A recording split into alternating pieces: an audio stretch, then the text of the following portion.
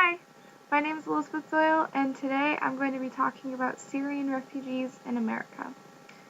My specific purpose today is to explain that I think the pros outweigh the cons in this particular situation.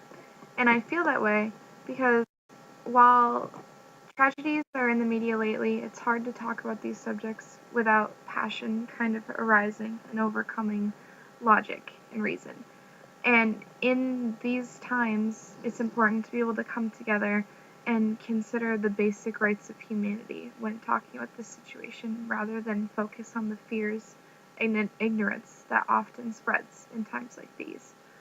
Um, Many people can even recall family members immigrating to America, myself included. Many schools near me house refugees, and it's just a very commonplace thing. Um, and I think providing a safe place for people in it supports the principles of freedom that our country was founded upon. So, unfortunately, these freedoms are used by hypocrisy for some, and that's because a lot of people tend to jump to the conclusion that every Muslim is an extremist, which is a very widely spread misconception, when in fact, out of the 1.6 billion Muslims in the world, says QZ.com, only 93 or only 7% of them support extremist views from EncounteringIslam.com. The other 93% do not support extremism in any way, shape, or form, much like most religions. Um, the other thing is that Christian extremity is often ignored, like the Westboro Baptist Church, for example.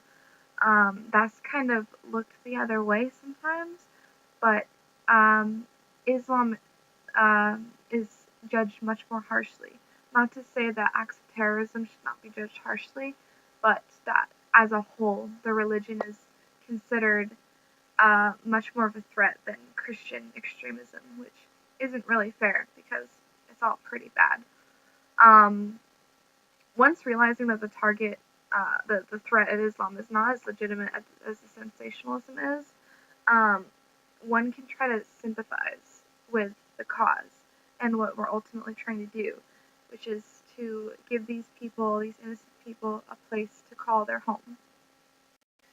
And America was founded on immigration. Our ancestors from the Mayflower, prime example of that, first generation people who their parents have come from India or China.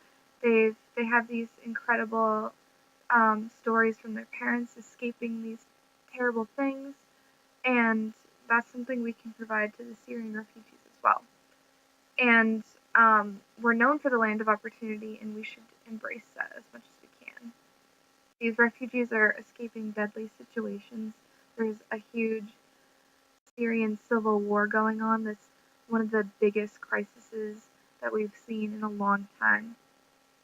And many are having trouble surviving in other African countries that are neighboring. And in America, we have even better means to help these people out, and it would be a huge disservice if we denied that to these people based on fear.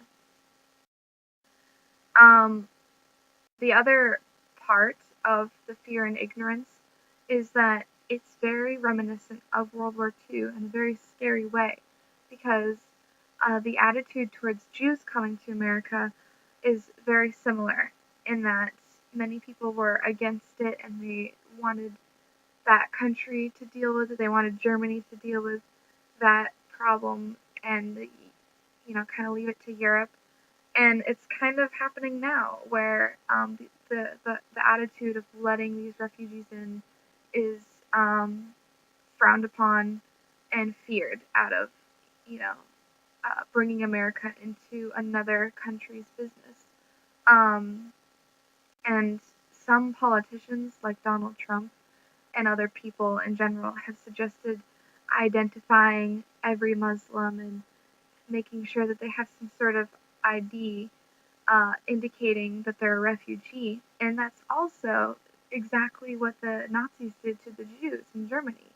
and other European countries. They had that identification system, and it's just the attitude of these people who share these views is is pretty concerning in that they'll start, you know, increasing their Islamophobia to the point where it reaches something that the Jews encountered. And I think that's an attitude that we should try to eradicate as much as possible.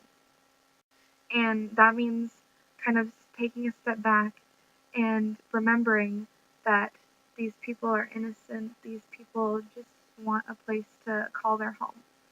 Um, and the fact that German Americans are no longer, you know, looked down upon because of what their home country did, we should feel the same towards Syrians and other Islamic people who come from a not so great situation. It's not their fault that their home country did these terrible things. Um, and this debate isn't really about letting extremist Muslims into the country. Nobody wants that. That's kind of an established point. It's more about human decency and compassion and whether or not we want to take a very small and unlikely risk to help out thousands of people or just shut them out and kind of have this reputation for not doing more and letting many people die. And if people communicate more and work out their concerns and their fears with each other and just spread more awareness about what's going on and the facts about Islam and what the average American wants to know, then we can see the benefits of having these refugees here and um, increasing our standing with other foreign countries and increasing the spread of human decency. So I appreciate you taking the time to listen to my lengthy speech. Um, Thanks. Bye.